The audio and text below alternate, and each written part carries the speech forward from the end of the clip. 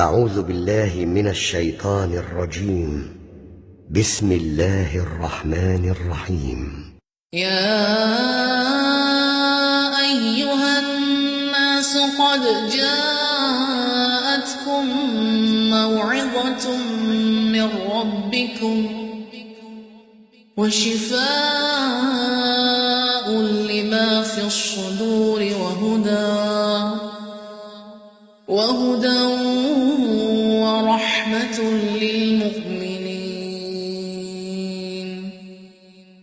قل بفضل الله وبرحمته فبذلك فليفرحوا هو خير مما يجمعون.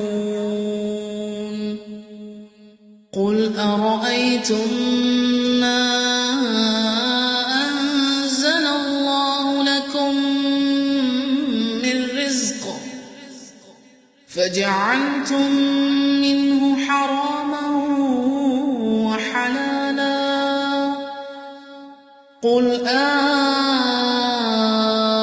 الله أذن لكم أم على الله تفترون. وما ظن الذين يفترون على الله الكذب يوم القيامة إن الله لذو فضل على الناس ولكن أكثرهم لا يشكرون. وما تكون في شأن وما تتلو منه من قرآن ولا تعملون من عمل إلا كنا عليكم شهودا إذ تفيضون فيه. وما يعزب عن ربك من مثقال ذرة في الأرض ولا في السماء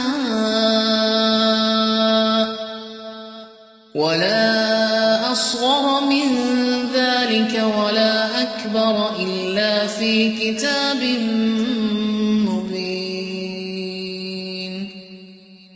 ألا إن أولياء الله لا خوف عليهم ولا هم يحزنون. الذين آمنوا وكانوا يتقون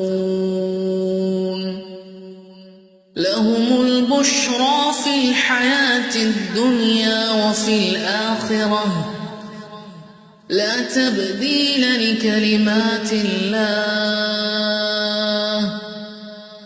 ذلك هو الفوز العظيم. ولا يحزنك قولهم إن العزة لله جميعا هو السميع العليم.